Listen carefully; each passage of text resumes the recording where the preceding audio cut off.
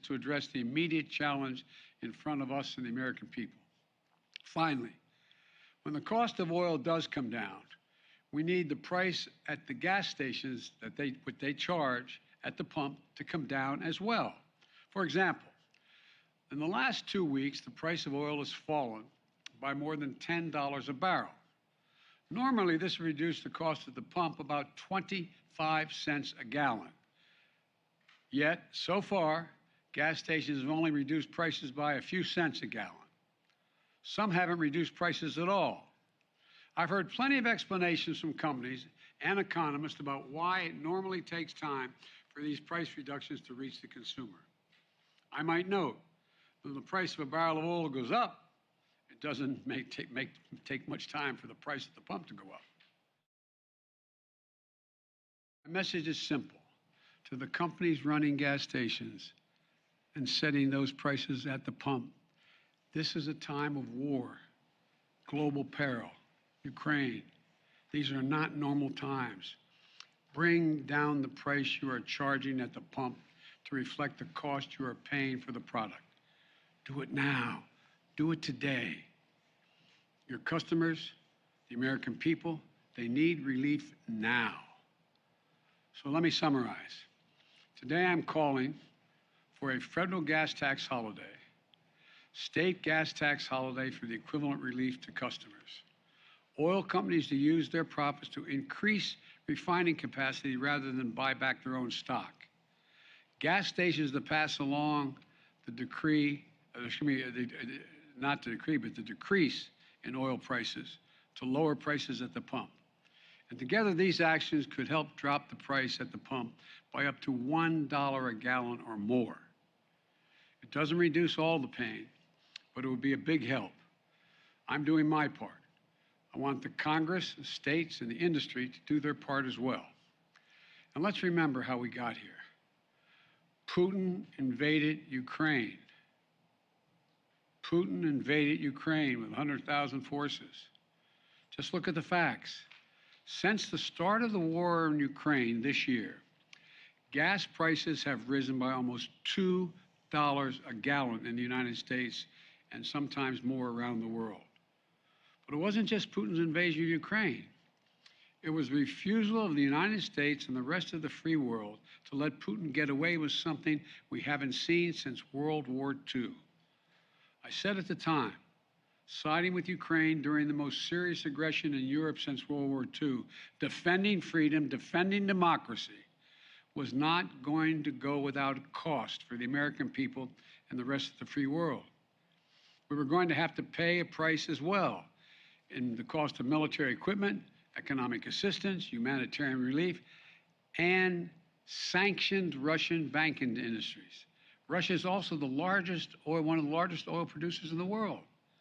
We cut off Russian oil into the United States, and our partners in Europe did the same, knowing that we would see higher gas prices. We could have turned a blind eye to Putin's murderous ways. The price of gas wouldn't have spiked the way it has. I believe that would have been wrong. I believe then, and I believe now, the free world had no choice.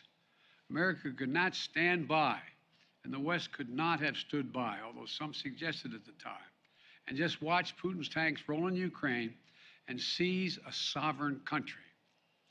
If we did stand by, Putin wouldn't have stopped.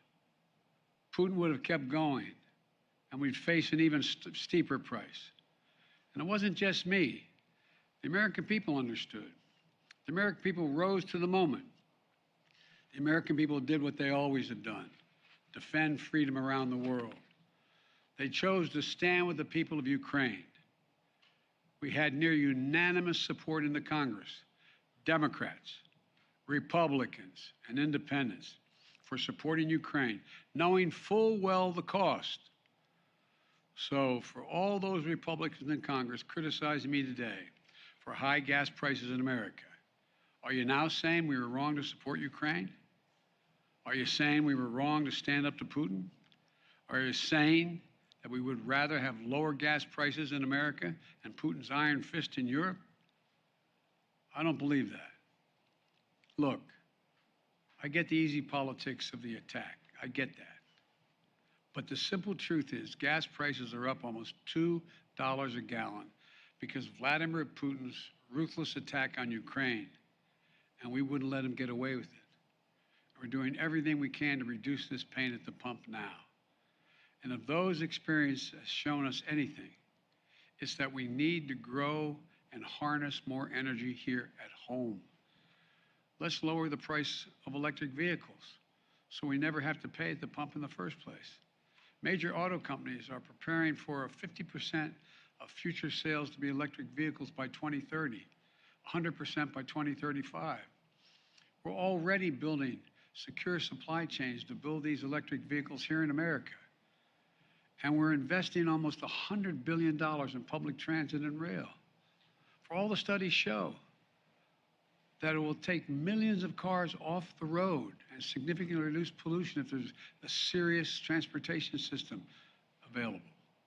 Let's keep accelerating our deployment of homegrown resources, sources of energy like solar and wind and nuclear and hydrogen and carbon capture storage, and keep developing the battery technologies so we can store that power we need when the sun doesn't shine or the wind doesn't blow.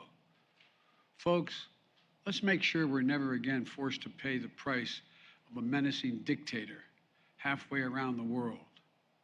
We can deal with this immediate crisis of high gas prices and still seize the clean energy future. We're Americans. We can do both. We have the most qualified people in the world. Let me close with this. Even as we lead the world in defending democracy and standing up to a brutal autocrat, there are actions we can take to help American families now. We have taken them. We are taking them. The federal gas tax holiday, state gas tax holiday, bringing back refineries, putting them back online. We just have to keep going. I promise you I'm doing everything possible to bring the price of energy down, gas prices down. And I want to make sure we all work on this together.